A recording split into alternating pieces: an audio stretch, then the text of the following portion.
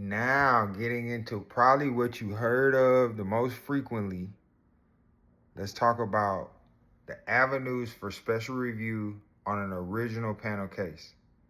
Have you ever heard of administrative file processing error or erroneous information? Right? These are the most common types. We know when we dealt with special review panel votes, that's very limited. That doesn't go for anything except for shit coming from the courts. You know what I'm saying? Or from the victim. However, these original panel cases are much more common of an issue. So let's get into it. There's two different grounds for obtaining a special review by the original panel that voted on your case. Basically, to have the case sent back to them to vote again. One, an administrative processing error.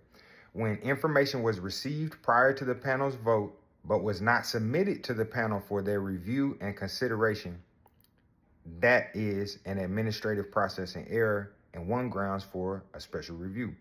Examples. These examples come straight from the law. So while it says these are examples, not limited to, meaning there could be other instances where it might qualify as administrative processing error, they do give us two clear examples. First, when an attorney properly requests an interview with the lead voter and was granted the interview with the lead voter, but the interview never took place, right? So I let them know, hey, I represent Mr. James Brown. Mr. James Brown comes up for parole in 3 months. Here's my letter of representation and request to speak with the lead voter and my fee affidavit, what's required to represent someone. And I would like to speak with the lead voter. And they say, fine. Hey, we're going to have his hearing at this day and time. I'm there on the call, or for whatever reason, the case gets voted. I never had the opportunity to present. Bam, one ground. Secondly, a disciplinary case was overturned, but at the time of voting was being shown as current. So, I mean, that's very clear.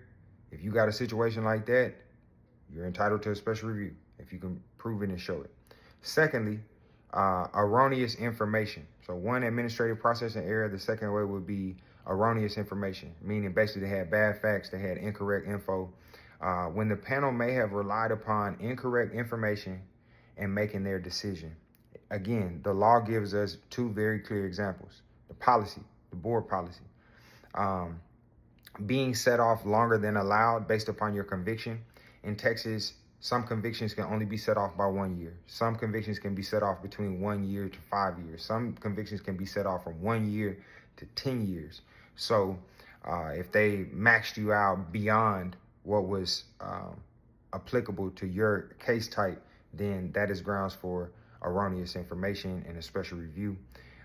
Or if an inmate claims, if the board claims that an inmate refused to take a class or didn't finish a class, such as the grad program, right? So you were a confirmed gang member, they had them segged up, and they went through the grad program and they got set off, and it says, hey, you set off because you're an active gang member, and they went through the full renunciation process. So again, if there's a discrepancy between what programs you have done and what they claim that you refused to do, that could again be a source and a way that you could obtain a special review by the original panel. Now, in the same way we did for special review panel cases, on original panel cases, basically that file again will go from the board administrator's office back to the original panel.